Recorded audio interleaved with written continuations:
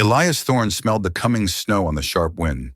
He stood on a high ridge in the Absaroka Range, a place that kept secrets well and buried mistakes deep. His only goal was to check his high country trap lines before the first serious storm settled in for good. A thin ribbon of wood smoke, where no smoke should be, curled up from the forested valley below. Ignoring it meant preserving the quiet solitude he had built over 5 hard years.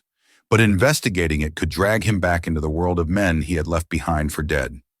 He moved through the dense lodgepole pines with a quietness that was more animal than human. His horse, a sturdy buckskin named Gideon, picked its way over the rocky ground without a sound. The smell of smoke grew stronger, mingling with the scent of pine and damp earth.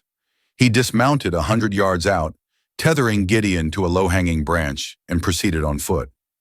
The scene that opened up in the small clearing was one of quiet desperation. A heavy freight wagon sat uselessly, its rear axle split clean in two. A man lay on a bedroll near a pitifully small fire, his face pale with fever, one leg crudely splinted. A woman knelt beside him, dipping a cloth into a bucket of water, while a small boy, no older than 7, sat whittling a stick with a seriousness that did not belong on a child's face. They had not heard him. He watched them for a long moment, a ghost at the edge of their misfortune. The canvas on their wagon was torn, and a large crate next to it bore a stenciled mark he recognized. The crate bears a mine mark that matches the seal of the Golconda mining concern. It told a story of failed hopes, of a destination they would not reach. He could turn back now. They would never know he was there. His cabin was stocked, his winter planned. Their trouble was not his. He took a step back, the dry pine needles crunching under his boot. The woman's head snapped up, her eyes wide with fear, not relief. She grabbed an old iron skillet, holding it like a shield.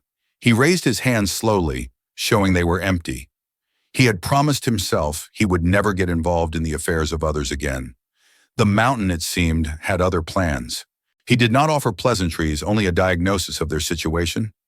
"That axle is oak," he said, his voice rough from disuse. It snapped at the knot. The woman whose name he learned was Sarah Miller did not relax her grip on the skillet. Her husband Thomas was shivering despite the blankets piled on top of him. The boy Leo watched Elias with an unnerving stillness. "We were on our way to Willow Creek," she said, her voice tight. "Thomas has a cousin there, a job waiting." She gestured to a worn leather satchel. "The land deed carries an old stamp from the territorial office, a promise of 160 acres of bottomland. It was their future, a piece of paper that was now as useless as the broken wagon. "You are still a good 70 miles from Willow Creek," Elias stated, his gaze sweeping over their meager supplies. "And a storm is coming that will make that distance feel like 1,000. You will not make it." Her shoulders sagged, the fight draining out of her. "What do you want from us?" she asked, her voice barely a whisper. He wanted nothing. That was the problem. He wanted to be left alone with the ghosts of his own wife and daughter, buried 200 miles and a lifetime away. But the boy, Leo, coughed then, a dry, hacking sound that echoed in the silent woods. It was the same cough his own daughter had before the fever took her.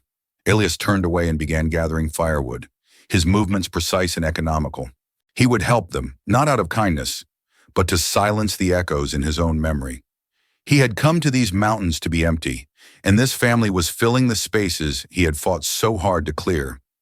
The immediate task was shelter, not travel. He had a small line cabin 4 miles up the valley, a place he used for trapping in the deep winter.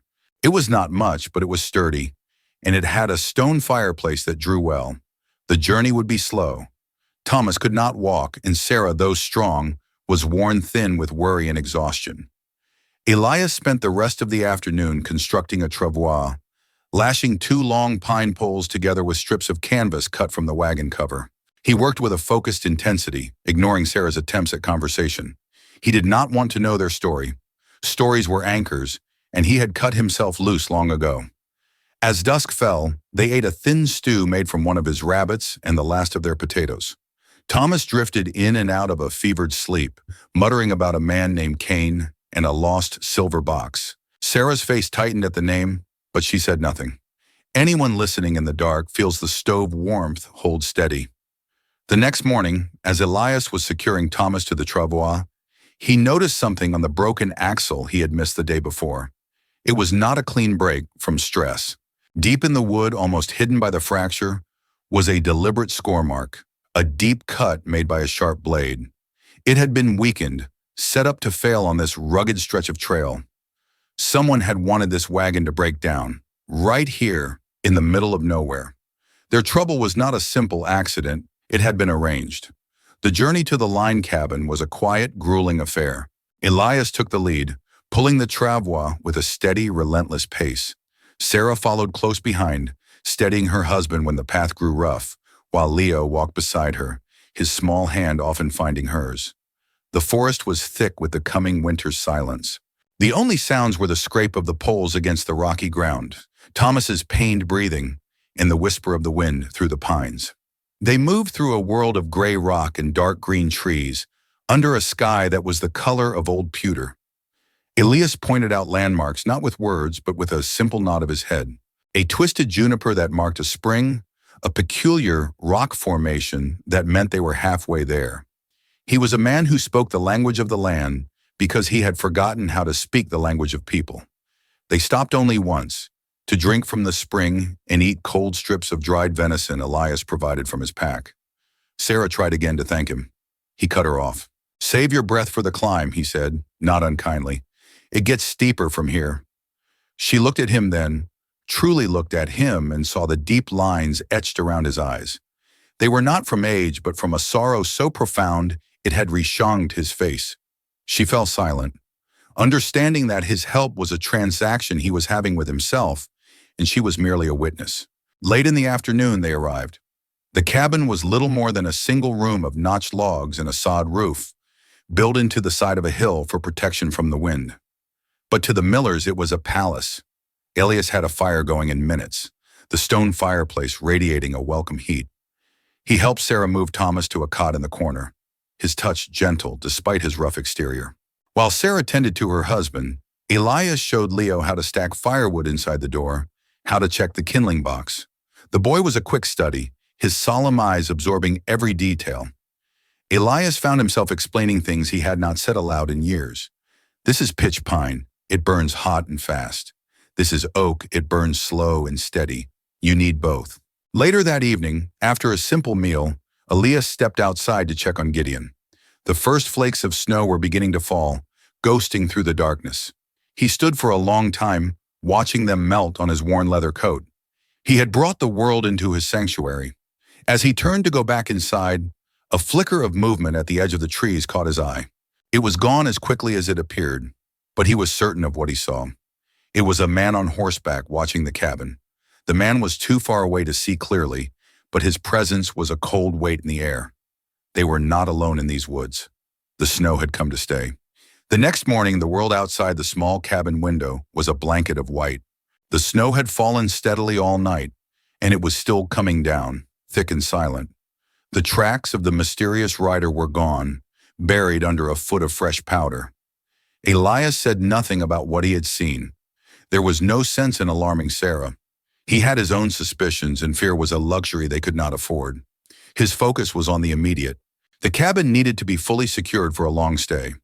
He spent the morning chinking the log walls with a mixture of mud and dried moss he had stored in a shed out back.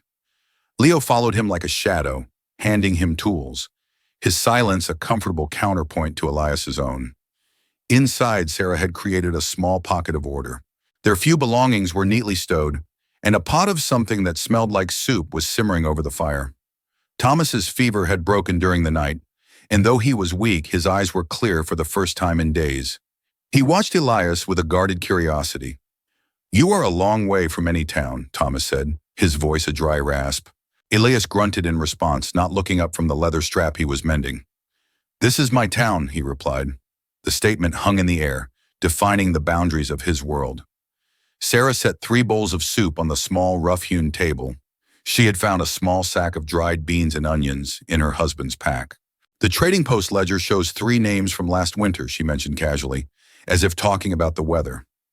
"Ours a prospector named Jedediah, and a man asking after a family heading north, a man named Silas Kane." Elias stopped his work. He looked at Thomas, whose face had gone pale. Kane was a partner of mine. Back in the gold fields, Thomas said, his eyes fixed on the fire. We had a disagreement. He said he would find me. A disagreement over what? Elias asked, his voice flat. Thomas hesitated, glancing at his wife. He said I cheated him, Thomas finally admitted. But it was him, Elias. He was the one marking the cards, taking from the other miners. I called him on it. He was run out of camp. The story felt thin, incomplete. Elias had known men like Kane, men who held grudges like they were treasures. But to track a family this far, to sabotage their wagon in the wilderness, it suggested a stake higher than a card game. He suspected the lost silver box Thomas had muttered about was more than a simple trinket. A piece of the story was missing, a piece Thomas was not willing to share. The quiet of the cabin was suddenly filled with unspoken things. It was no longer just a shelter from the storm, but a fortress against a threat that had a name. A week passed, sealed inside their small world by the unceasing snow. The storm tapered off into a steady, daily fall that piled the drifts higher and higher against the cabin walls. Elias established a routine, a rhythm that kept them all grounded. Each morning he would clear a path to the shed in the stream, his movements efficient and tireless. He taught Leo how to make simple snares, and the boy's pride when he caught his first snowshoe hare was the brightest thing Elias had seen in years. Sarah, in turn, proved to be remarkably resourceful. She made a thick broth from the hare, using wild herbs she recognized from a book her mother had given her. She repaired their worn clothing with a needle and thread from her sewing kit, her stitches small and perfect. She brought a sense of home to the rough cabin, a warmth that had nothing to do with the fire. Thomas slowly regained his strength. He was quiet and withdrawn, his guilt a palpable presence in the small room. He tried to help, carving small figures for Leo from scraps of wood, but his eyes were always on the door, as if expecting Silas Kane to walk through it at any moment. The missing piece of his story remained unspoken. One evening, as Sarah was reading to Leo from a tattered copy of Robinson Crusoe, Elias noticed the book's cover. Tucked into a worn leather flap was a folded piece of paper. It was a bill of sale. Later, after Sarah and Leo were asleep, Elias sat by the fire, cleaning his rifle. Thomas watched him from his cot. That bill of sale, Elias said, not looking up. The book it was in belonged to your wife. The paper has your signature on it. It details the sale of a mining claim, number 47, for $5,000. The buyer's name is Silas Kane. Thomas closed his eyes. The silence stretched out, broken only by the crackle of the fire. It was not a card game, was it? It was a claim, a rich one. Thomas nodded, his face a mask of shame. It was a partnership. We struck a rich vein. Kane wanted to buy me out, offered me $1,000. I refused. So he forged my signature on that bill of sale and registered it with the circuit judge. The document Sarah carried was the fraudulent one Kane had given him, a worthless piece of paper. The real money was gone. I was going to the federal marshal in Willow Creek to report it, Thomas whispered. He must have known. He must have followed us to stop me. Now the sabotage of the wagon made perfect, brutal sense. It was not about a grudge. It was about silencing a witness before he could reach the law. The truth had finally come out, but it offered no comfort. It only made the threat outside feel colder and more real. The silence that followed was heavier than the snow on the roof. The wilderness was no longer their only enemy. Life in the cabin settled into a new, more watchful rhythm. The truth about Silas Kane had changed the air between them. Thomas, unburdened of his secret, seemed to heal faster. The shame was still there, but it was overlaid with a new determination. He began to move around the cabin, testing his splinted leg, his gaze no longer distant but sharp and focused. Elias, for his part, became more vigilant. He no longer saw the landscape as merely a source of sustenance or a place of solitude. He saw it as a tactical map. He noted the high ground, the areas of thick cover, the natural choke points in the valley. He spent hours on a rocky outcrop above the cabin, a spyglass to his eye, scanning the vast white expanse. He saw the movements of deer and elk, the flight of an eagle, but no sign of another human. The waiting was a quiet kind of war. One afternoon, Sarah approached him as he stood his watch. She carried 2 steaming mugs of tea. She did not ask what he was looking for. She already knew. My father was a lawyer, she said, her breath misting in the cold air. He taught me that most conflicts are not settled with fists, but with facts. You need evidence to make a claim stand up. He used to say that paper talks louder than any man. She handed him a mug. Inside her worn copy of Robinson Crusoe, there was more than just the forged bill of sale. She had her father's journal. The journal's pages were filled with his notes on legal cases, precedents, and principles. The Trading Post ledger shows 3 names from last winter, but my father's journal describes a case where a forged signature was proven by comparing the ink. The ink on the bill of sale was different from the ink on all their other documents. It was a small thing, a detail a man like Cain would never consider. Elias looked at her, a new respect in his eyes. She was not just a survivor. She was a fighter, using the tools she had, her father's knowledge, her own quiet intelligence. He realized his own plan, one of watching and waiting for a physical confrontation, was incomplete. The real battle might not be won with a rifle, but with a piece of paper and a bottle of ink. He felt a shift inside himself, a thawing of something long frozen. He was not just protecting these people. He was becoming a part of their fight. He looked through the spyglass again, a new thought taking shape. Cain would not just be hunting them. He would be looking for a place to hide out the winter, a place where he could not be easily found. There was only one such place in this valley, the old abandoned Blackwood mine, 5 miles to the north. It was a dangerous, unstable place, but it offered shelter, and it was where a man running from the law might go to ground. He now had a destination for his hunt. The hunted had decided to become the hunter. The decision to act settled over Elias like a familiar coat. He would go to the Blackwood mine alone. It was not a task for a man with a healing leg, nor for a woman and a child. He explained his plan to Sarah and Thomas in the cool light of dawn. There was no argument. They understood the necessity of it. Sarah's only request was that he be careful. Her eyes held a deep, quiet worry that felt strangely personal to Elias.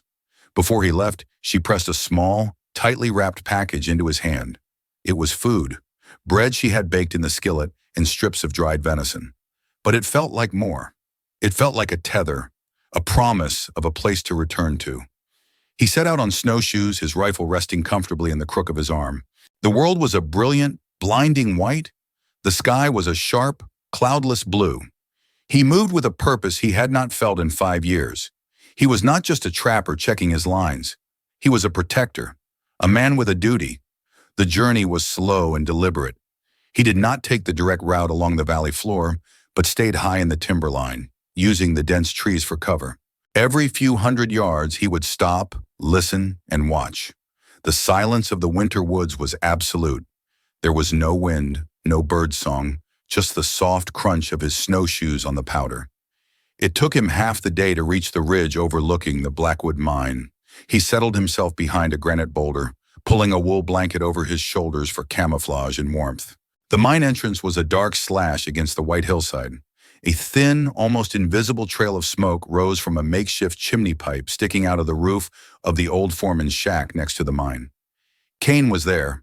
Elias watched for hours, his patience as vast as the landscape around him. He ate the food Sarah had packed, the simple meal a profound comfort in the cold. Just before dusk, a figure emerged from the shack. It was a tall, broad-shouldered man with a thick beard. Silas Cain.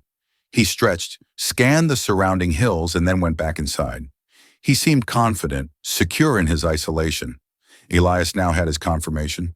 But confronting Cain here, on his own ground, was a fool's errand. He needed a better plan, one that did not rely on violence. He remembered Sarah's words about facts and evidence. The thought of the different inks on the forged documents sparked an idea. He had to get closer. He waited until full darkness fell, the sky glittering with a million cold stars. He made his way down the ridge, his movements as silent as a hunting owl. He circled around to the back of the shack, where a single grimy window looked out over the valley. The window was dark. Cain was likely asleep, but next to the shack was a lean-to for storing tools. Tucked under a rotting canvas tarp, Elias found what he was looking for. There was a discarded crate, half filled with supplies Cain had likely packed in. The crate bears a mine mark that matches the seal from the same supply company as the miller's crate. But next to it was a smaller wooden box. Inside, nestled amongst some papers, was a half-empty bottle of ink. It was a specific brand, Arnold's writing fluid, identifiable by its unique bottle shape. It was a different brand than the one the Millers carried in their writing kit. This was it. A small detail, a piece of physical evidence. It was not a confession, but it was a start. He had what he came for without a confrontation. He slipped back into the trees, a ghost leaving no trace, the small bottle of ink, a cold, hard fact in his pocket. The return journey to the cabin was filled with a strange sense of lightness. Elias moved quickly, his mind already working through the next steps. The bottle of ink was a piece of the puzzle, but it was not the entire solution. He needed more. He needed to find a way to connect Kane directly to the crime, to the stolen $5,000 and to the sabotage. He arrived back at the cabin late at night to find a lamp burning in the window. Sarah was sitting at the table waiting for him. She did not ask if he had found Kane. She simply looked at his face and knew. She poured him a mug of hot broth, her presence a silent welcome. Thomas and Leo were asleep. In the quiet of the night, they spoke in low voices. Elias showed her the bottle of ink. Her eyes lit up with understanding. "It's a start," she said. "It corroborates the theory. But a good lawyer would argue he simply prefers a different ink." "We need something more concrete." Elias nodded. He knew she was right. His thoughts returned to the story Thomas had told, to the one detail that had seemed out of place, the silver music box. Thomas had mentioned it in his fevered state. Sarah had confirmed it belonged to her, a family heirloom, but she believed it had simply been lost during their hasty departure from the mining camp. Elias had a different theory. Men like Kane were not just thieves, they were opportunists. He would not have left a valuable item like that behind. "What if he did not just forge a document?" Elias asked. "What if he robbed you as well, took the cash and the music box to make it look like a simple trail robbery, something to throw off suspicion from the land deal?" Sarah grew very still. "It's possible," she whispered. "We were in such a panic to leave after the confrontation. Things were scattered." She went to her husband's satchel and pulled out a small, leather-bound diary. It was her travel log. She flipped through the pages. "The Trading Post ledger shows 3 names from last winter, but my travel diary lists every valuable item we packed for the journey. The silver music box is the first thing on the list." She had a record, another piece of paper that spoke the truth. The pieces were beginning to fit together. Kane was not just a forger, he was a thief.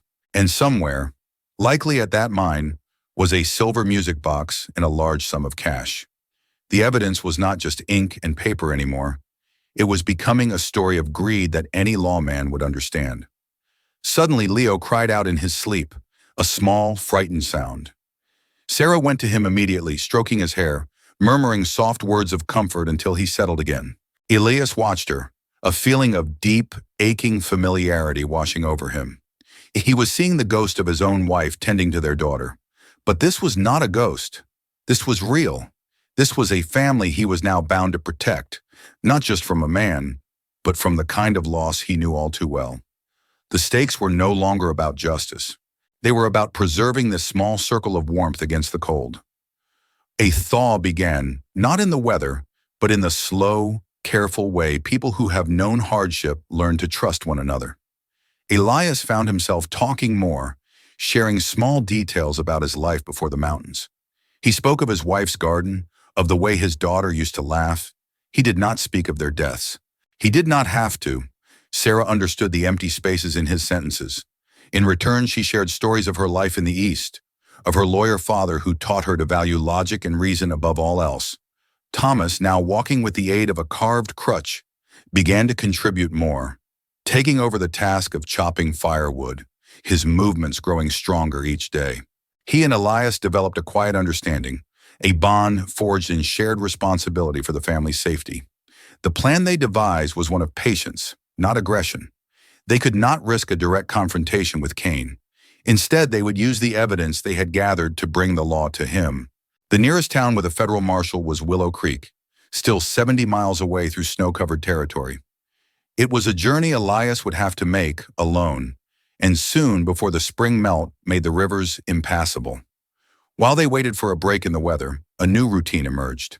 In the evenings, Sarah would read aloud from her father's law journal, not for entertainment, but for education. They learned about jurisdiction, chains of evidence, and the importance of a credible witness. The small cabin became a schoolhouse for justice. One afternoon, as Elias was clearing snow from the roof, he saw Leo sitting on a stump, meticulously trying to carve a bird, just as Elias had shown him. The boy was struggling, his small hands clumsy with the knife. Elias climbed down and sat beside him. "Here," he said, guiding the boy's hands. "Let the weight of the blade do the work. Don't force it." As they worked, Leo spoke for the first time about what had happened at the mining camp. "He saw Mr. Kane," he said in a small, clear voice. "He was in our tent. He was going through Papa's bag. He put the shiny box in his own pocket." Elias went still. "The shiny box, Leo. Did it play music?" Leo nodded. It played a song about a river. He had been a direct witness to the theft. His testimony, the testimony of a child, was often powerful in a courtroom. It was the final piece they needed. That evening, Elias made his announcement. A warm Chinook wind was starting to blow from the west. It would melt the top layer of snow, creating a hard crust he could travel over quickly. He would leave for Willow Creek at dawn. There was a quiet solemnity as he prepared his pack. Sarah gave him the ink bottle, carefully wrapped in cloth, her diary, and a sworn statement from Thomas detailing the entire affair. She had even made Elias write down Leo's account, word for word. The land deed carries an old stamp, the forged bill of sale carries a lie, but this collection of papers, she said, this carries the truth. When he was ready to leave, in the pre-dawn gray, Leo came to. He came to him and pushed the small, crudely carved bird into his hand. "For luck," the boy whispered. Elias closed his fingers around the smooth, soft wood of the pine. It felt impossibly warm against his cold skin. He had come to these mountains to be empty, to carry nothing. Now his pockets were full of paper and ink and sworn statements, and his hand was full of a child's hope, a thing heavier and more fragile than any stone. He did not look back as he clipped on his snowshoes. He did not need to see them standing in the doorway. He could feel their presence, a silent weight of trust that was both a burden and an anchor. He set off into the pre-dawn gray, his steps sure on the hard crust of the snow. The Chinook wind was a fickle ally. It made for fast travel, but it also spoke of change, of a world waking from its frozen slumber. Rivers would soon swell, and the high passes would become treacherous with melting snow and the threat of avalanches. He had 2 days, maybe 3, to reach Willow Creek and return before the valley sealed itself off again, this time with water instead of ice.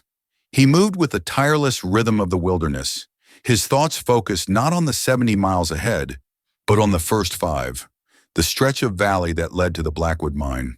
He would give Kane's position a wide berth, sticking to the high ridges, but his senses were sharp, attuned to any sign of movement below. He was halfway through the first morning, pausing for a moment in a stand of blue spruce to drink from his canteen, when he saw it. It was not a flicker of movement or a curl of smoke. It was a track. 2 sets of tracks, to be precise. Shod horses moving at a steady pace, laid down in the snow within the last few hours. They were not Kane's tracks. His horse was a big roan with a distinctive nick in its left hind shoe. These were different, and they were heading directly toward the Blackwood mine. A cold knot tightened in Elias's gut. His plan, so carefully constructed in the warmth of the cabin, had been built on a single vital assumption, that Kane was alone, waiting out the winter, secure in his isolation. The arrival of visitors changed everything. He was no longer just a man collecting evidence. He was a scout who had just spotted the enemy's reinforcements. He had to know who they were. Turning back toward Willow Creek now would be abandoning the Millers to a new, unknown threat. He shifted his pack, the weight of the ink bottle and the folded papers suddenly feeling useless. The law was 70 miles away. Danger was right here, in his valley. He cached his main pack in the hollow of a deadfall, taking only his rifle, a skin of water, and the small wooden bird. He moved down from the ridge, a gray shadow slipping between the snow-laden pines. His destination no longer a distant town, but the dark slash of the mine on the hillside ahead. He moved with a cold, clear purpose. The hunter had returned to the hunt. He circled wide, approaching the mine from the steep, rock-strewn slope above it.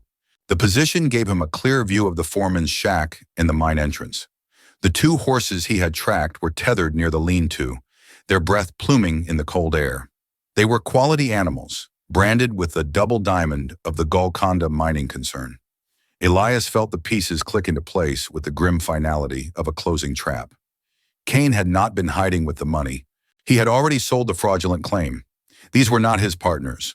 They were the new owners, likely a survey team sent to inspect their purchase as soon as the weather broke. He settled behind a granite outcropping, pulling his wool blanket over his shoulders. The waiting began. He did not have to wait long. The door to the shack opened and 3 men stepped out. Cain was in the middle, gesturing expansively toward the mine entrance. The other 2 men were dressed in heavy canvas coats and bowler hats, looking distinctly out of place in the vast wilderness. One was tall and thin, holding a surveyor's transit. The other was shorter, stockier, with a ledger book tucked under his arm. They were talking, their voices too distant to make out the words, but Cain's posture was one of a confident salesman. Elias watched them, his mind racing. This was not a rescue. It was a complication of the highest order. These men were not criminals. They were legitimate representatives of a powerful company. They would have paperwork, deeds, and the full force of territorial law on their side. Sarah's carefully gathered evidence would be pitted against a corporate giant, and Cain, Elias realized with a sickening certainty, would use their presence as a shield. He would play the part of the wrong seller, claiming the Millers were the ones trying to cheat him. He could twist the entire story, bearing the truth under a mountain of legal procedure. The law Elias had been racing toward was already here, and it was on the wrong side. Then the situation devolved. The man with the ledger pointed toward the mine entrance and then jabbed a finger at Cain's chest. The tone of the conversation shifted, growing sharp and angry. The Golconda men had clearly seen something that did not match the claims Cain had made. Perhaps the rich vein he had promised was not as rich as he had described. Cain's confident posture evaporated.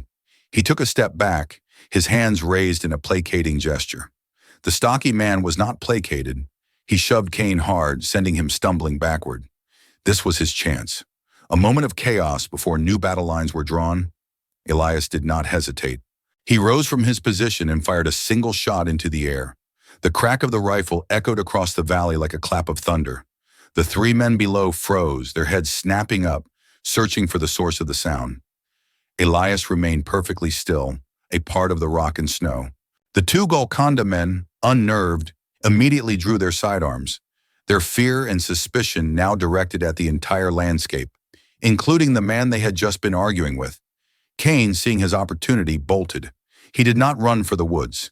He ran for the mine. It was the one place he could find cover, a dark hole he could disappear into. The surveyor fired a wild shot in his direction that chipped rock 20 feet from the entrance. The move was a mistake. Cain was now a cornered animal, and the mine was his den. Elias knew he could not let him stay there.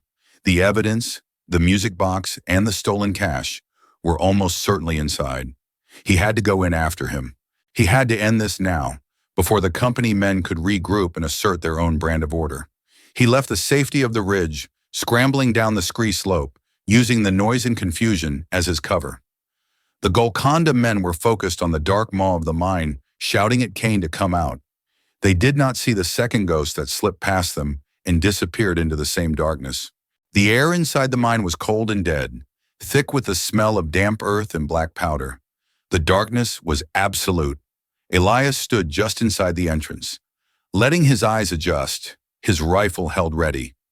The only sound was the drip, drip, drip of water seeping through the rock somewhere deep inside. He heard a faint scuttling sound farther down the main shaft. Cain was moving deeper.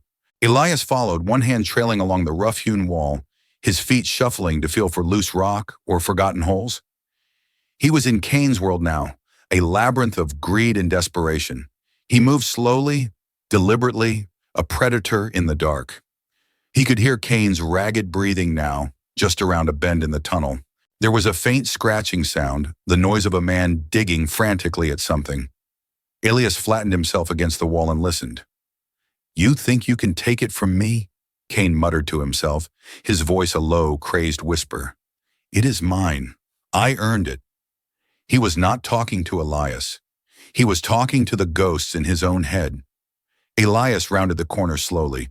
A single guttering candle cast a flickering light, revealing a small alcove carved into the rock. Cain was on his knees, pulling loose stones away from the base of the wall. He had just pulled out a small canvas sack and a tarnished silver box. The music box. Cain looked up, his eyes wide and feral in the candlelight. He saw Elias, and a snarl twisted his lips. He lunged not at Elias, but for a heavy mining pick that was leaning against the wall. Elias did not fire. The confines were too tight, the risk of a ricochet too high. He simply moved forward, using the butt of his rifle to knock the pick from Cain's hand. The tool clattered to the stone floor. Cain stumbled back, his face a mask of hate and fear. He was trapped. "It is over, Cain," Elias said, his voice flat and calm. "The company men are outside. The truth is out." Cain laughed, a dry, rattling sound. "Truth," he sneered. "There is no truth here, mountain man. Only what you can take and what you can hold." He kicked the canvas sack with his boot. "The money is mine. The claim was mine." Miller was weak. As he spoke, he was backing away, deeper into the alcove. Elias saw his eyes shift, looking up. He heard a faint creaking sound from above. The timber supports in this part of the mine were old, slick with moisture and rot. Cain knew this mine. He knew its weaknesses. With a final, desperate roar, Cain threw his body against one of the main support beams. The old wood groaned, splintered. Dust and small pebbles rained down from the ceiling. Elias instinctively jumped back, out of the alcove, shielding his head with his arms. There was a terrible grinding crack, a sound of the mountain reclaiming its own. The entire ceiling of the alcove collapsed in a deafening roar of falling rock and splintering timber. The candle was extinguished, plunging the tunnel back into absolute darkness. Silence fell, heavy and final, broken only by the soft trickle of dust and the steady drip of water. Cain was gone, buried. The mountain had passed its own judgment. Elias stood in the dark, his heart pounding, the dust settling around him. He did not feel triumph. He only felt a profound and weary emptiness. He relit the candle with a trembling hand. The alcove was gone, replaced by a tomb of rock.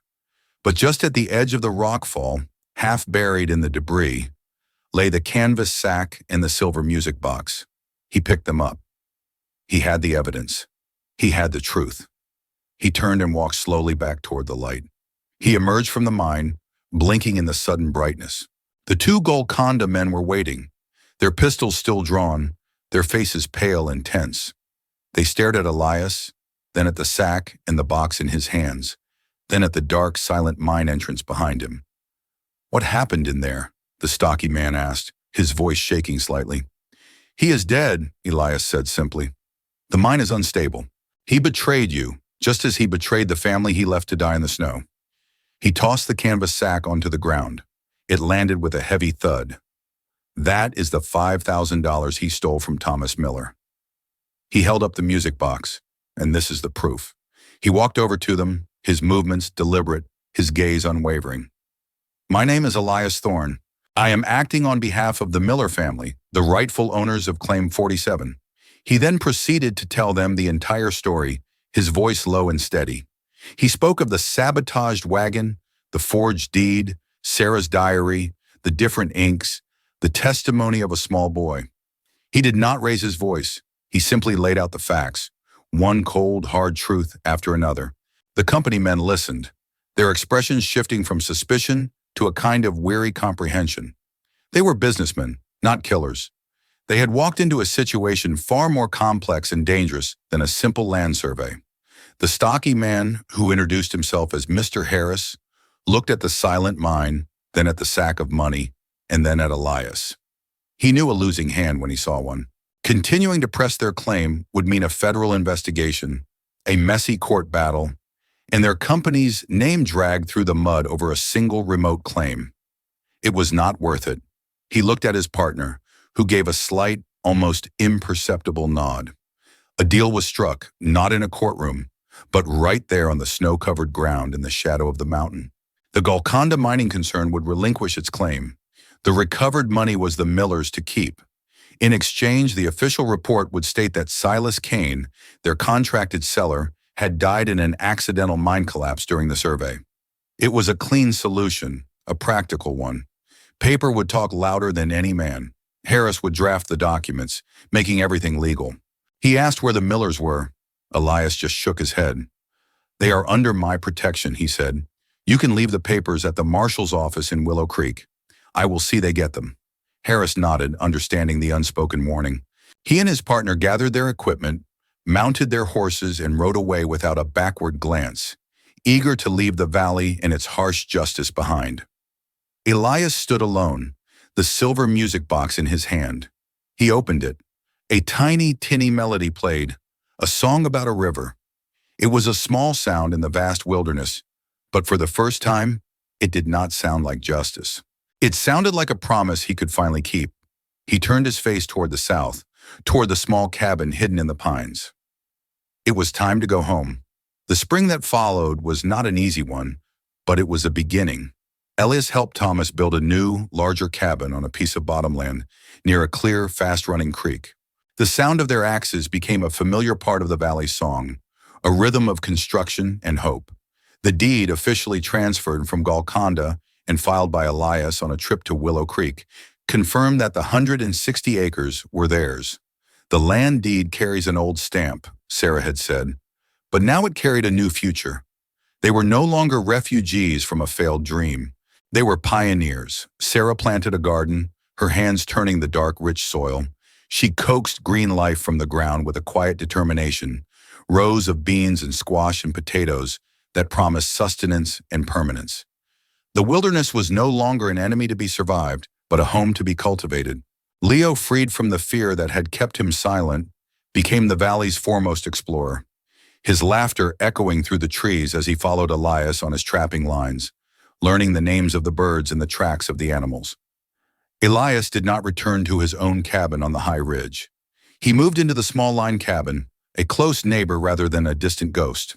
The solitude he had so fiercely guarded for 5 years now seemed less like a sanctuary and more like a cage.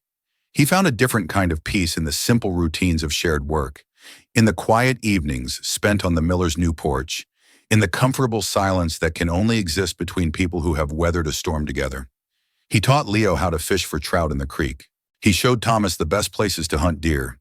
He listened as Sarah read from her books, her voice a calm and steady presence in the vast quiet of the mountains. The deep lines of sorrow around his eyes did not disappear, but they were softened now by something else, something that looked almost like contentment.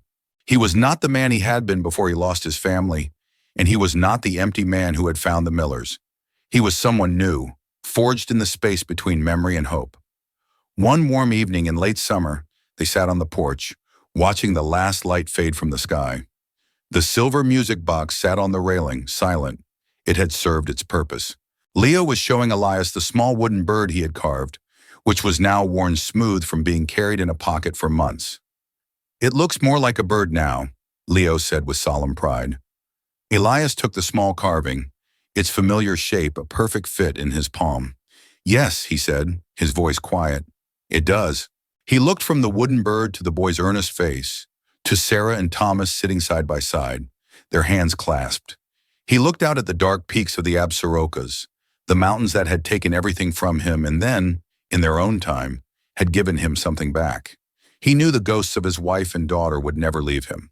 They were a part of this landscape now, as much as the pines and the granite. But they were no longer the only thing he saw. The man who had come to the mountains to find emptiness had instead found a reason to be full. The family that had lost its way had found a place to belong.